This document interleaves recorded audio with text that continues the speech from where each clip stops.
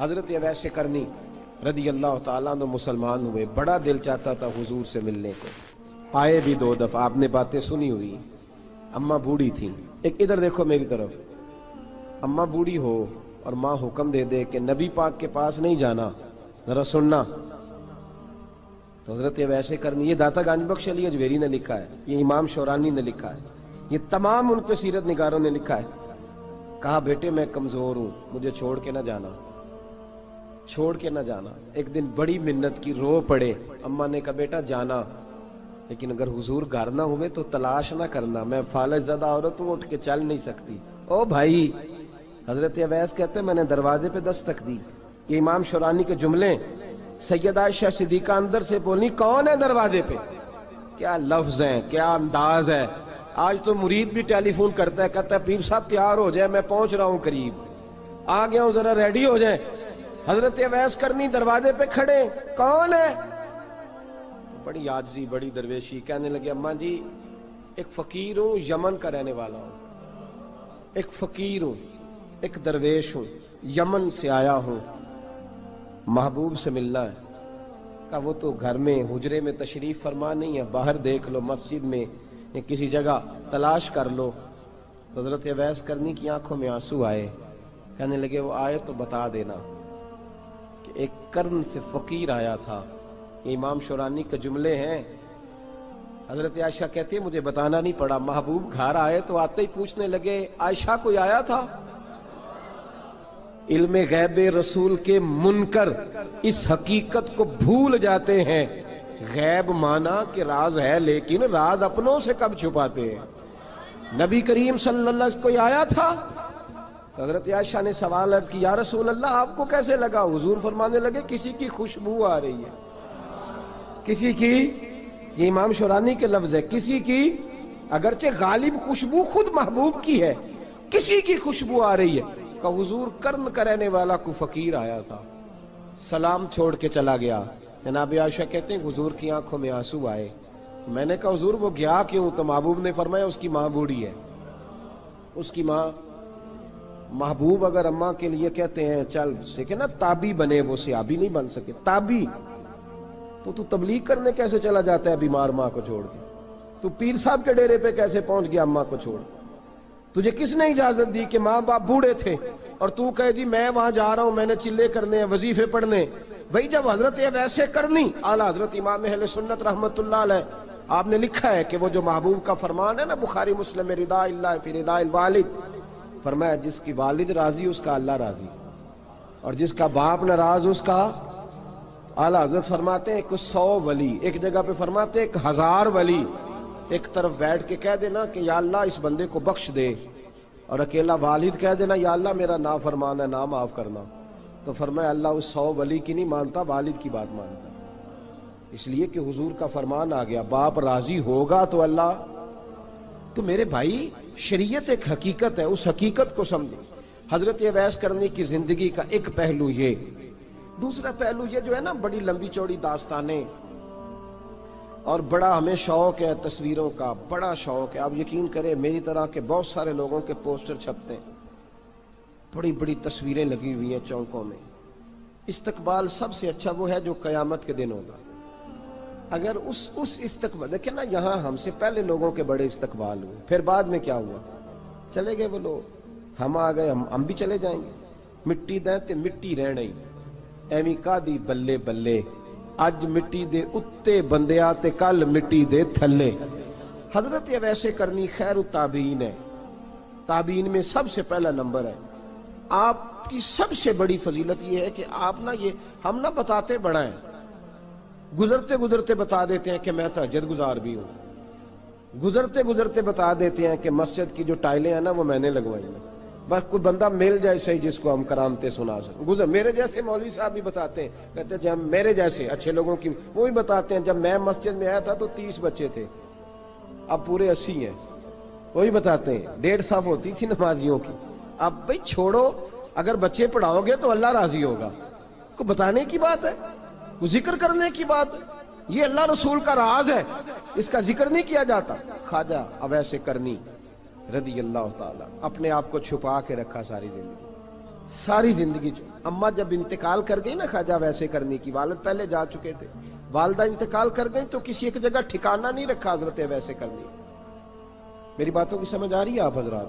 کیوں بھلا یہ کئی دفعہ جو نعرے شارے ہوتے ہیں یہ بڑی خرابی کر جاتے ہیں، اصل کام رہ جاتا ہے۔ دست بوسی کرنے والے کئی دفعہ اتنا دور لے جاتے ہیں کہ انسان کے اپنے وظائف پیچھے رہ جاتے ہیں، کئی دفعہ مشکلات ہوتی ہیں۔ اس لیے صوفیاء میں ایک ملامتی گروہ ہے، ملامتی، داتا صاحب نے اس کو لکھا ہے اور اس کا تذکرہ قرآن نے کیا، یجاہدون فی سبیل اللہ ولا یخافون لومۃ لائم۔ فرمایا اللہ کے کچھ بندے ایسے ہیں جو اللہ کے راستے میں جہاد کرتے ہیں اور جب لوگ انہیں برا کہتے ہیں تو اس کی پرواہ نہیں کرتے۔ ملامتی گروہ جو کہتے ہیں کہ لوگ اگر تھوڑا سا ہم سے الرجی کریں گے تو ہو سکتا ہے، دیکھیں نا جب آپ کو کوئی برا کہتا ہے تو نفس دبتا ہے، کہتا ہے تو کچھ بھی نہیں۔ حضرت بایزید بسطامی سلطان العارفین رحمت اللہ تعالی علیہ فرماتے ہیں رمضان شریف کا مہینہ تھا تو میں گزر رہا تھا بستان کے بازار سے، لوگ دکانوں سے اٹھ کے مجھے ملنے آنے لگے تو میرا نفس مجھے کہنے لگا بایزید اتنی شان تو آج بادشاہ کی بھی نہیں جتنی تیری ہے، پھر کاروبار چھوڑ کے تو نہیں آتا۔ کہتے ہیں اسی لمحے وہ جو میری روحانی ترقی تھی وہ رک گئی، میں پریشان ہو گیا کہ میں نے لوگوں کی تعریفوں کو بڑا سمجھ لیا۔ کہتے ہیں کھجوریں تھی ریڈی، پتہ رمضان میں کھجوریں بڑی بکتی ہیں، کہتے ہیں میں آگے بڑھا، لوگ سلامیں لے رہے تھے، ایک کھجور اٹھا کے نہ کھائی نہیں، اٹھا کے نہ منہ میں رکھ لی، صرف منہ میں۔ لوگ کہنے لگے دفع کرو یہ بھی کوئی بندہ ہے، اس نے روزہ ہی نہیں رکھا پیر ہو کے۔ کہتے ہیں لوگوں نے ملامت کی تو میرا نفس کچلا گیا۔ جب کوئی آپ کو برا کہتا ہے نا، پھر جو سجدے میں رونے کا مزہ آتا ہے وہ تعریف کے وقت سجدہ ہوتا ہے کبھی؟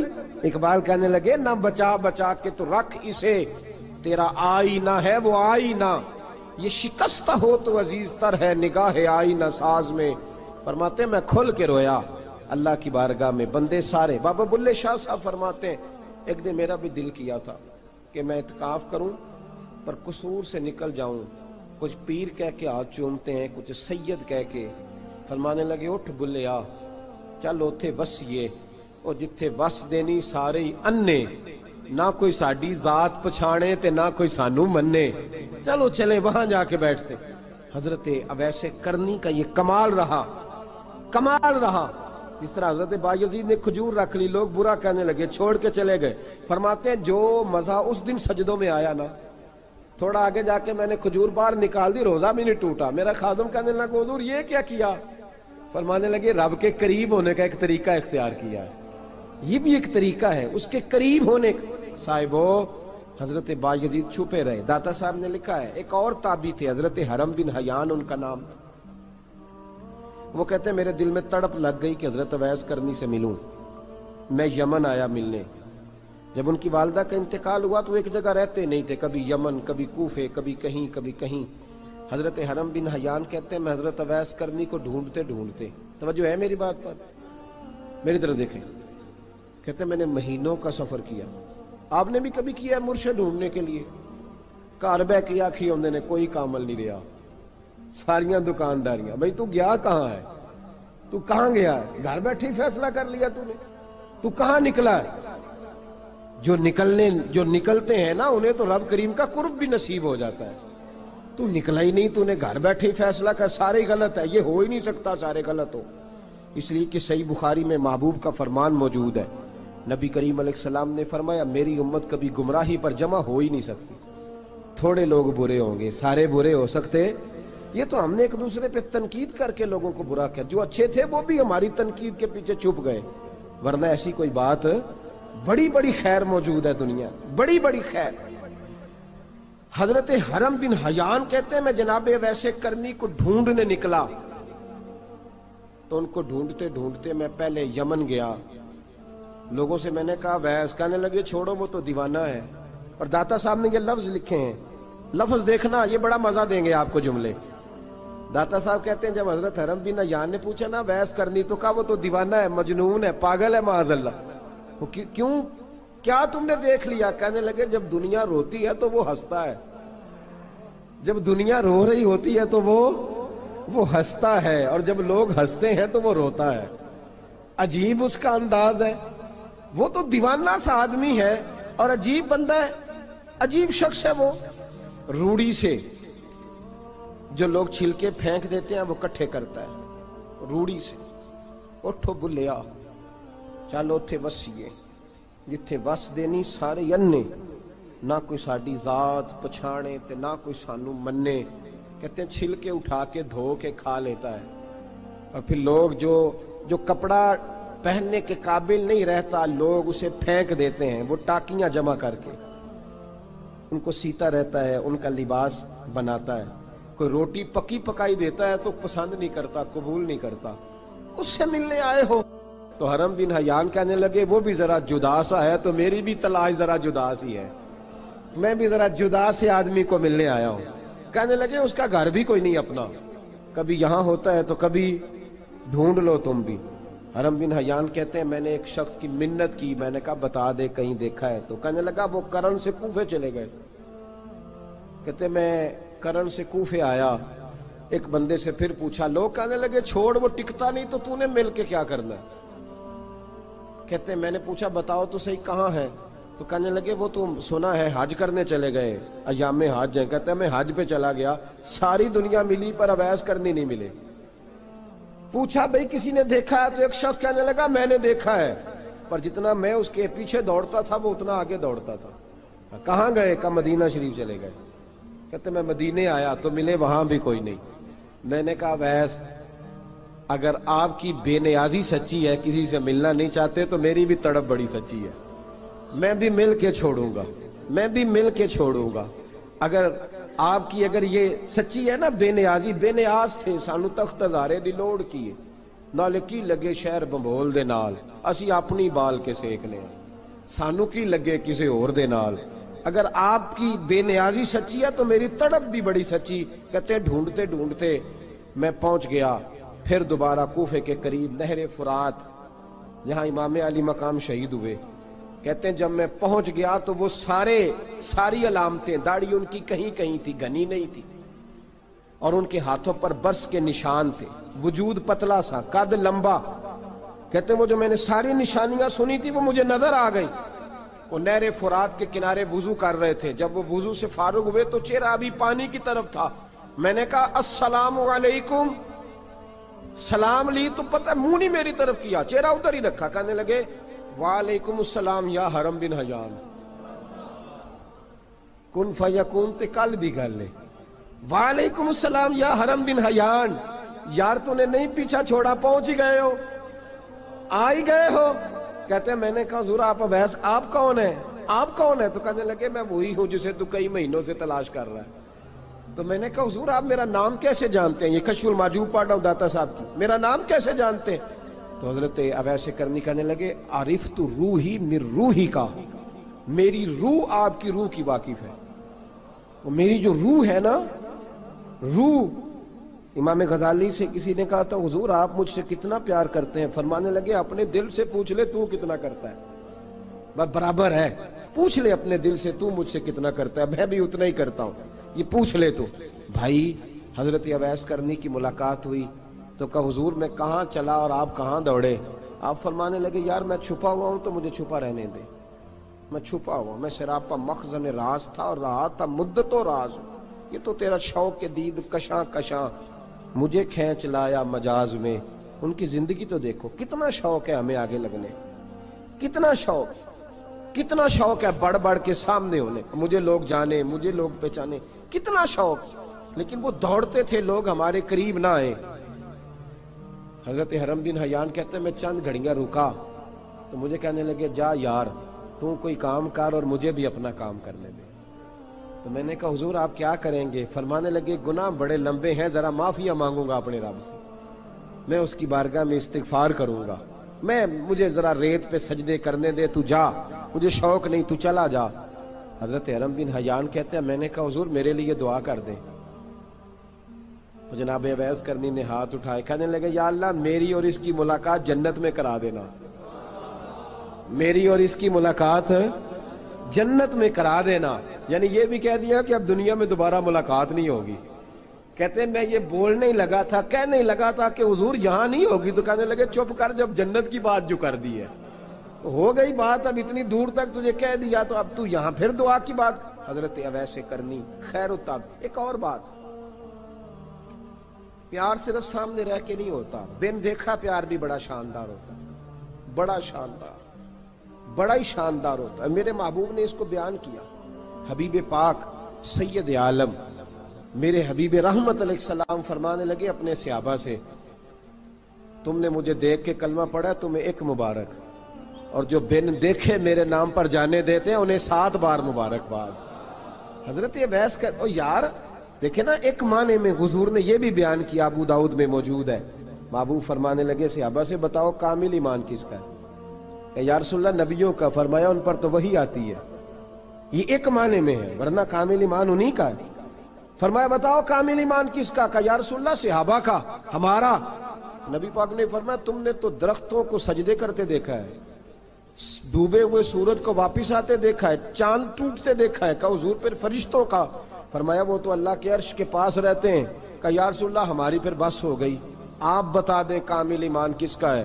تو محبوب نے فرمایا کامل ایمان ان کا ہے جنہوں نے مجھے دیکھا نہیں ہوگا، جنہوں نے مجھے دیکھا نہیں ہوگا، اور لفظ ہیں حدیث کے، دیکھا نہیں ہوگا پر ان کی خواہش ہوگی اگر ایک دفعہ جلوہ نظر آئے تو وہ ہر چیز قربان کرنے کو تیار، ان کی یہ خواہش ہو۔ حضرت اویس کرنی نے ہمیں بتایا کہ جو بن دیکھا پیار ہے نا، بن دیکھا، جس نے دیکھا نہیں پر اس کی یاد میں تڑپتا، دیکھا نہیں پر اس کی مالا جپتا۔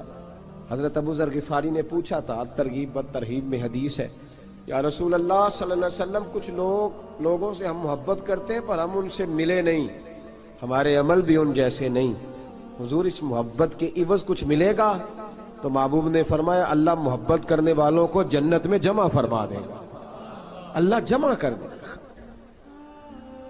لیکن کبھی کبھی نا انہیں اعزاز دینا پڑتا ہے، یہ رب رسول کا اپنا ایک انداز کرم ہے، مجبوری نہیں کسی بات کی، لیکن انداز کرم ہے۔ ان لوگوں کو شانیں دی جاتی ہیں دنیا میں تاکہ کوئی یہ نہ سمجھ لے کہ دنیا میں ان کا اعزاز کوئی نہیں، انہیں بڑے بڑے رتبے ملتے ہیں، انہیں نوازا جاتا ہے۔ حضرت اویس چھپے رہے، آئے نہیں، لیکن محبوب نے انہیں ظاہر کرنا پسند فرمایا۔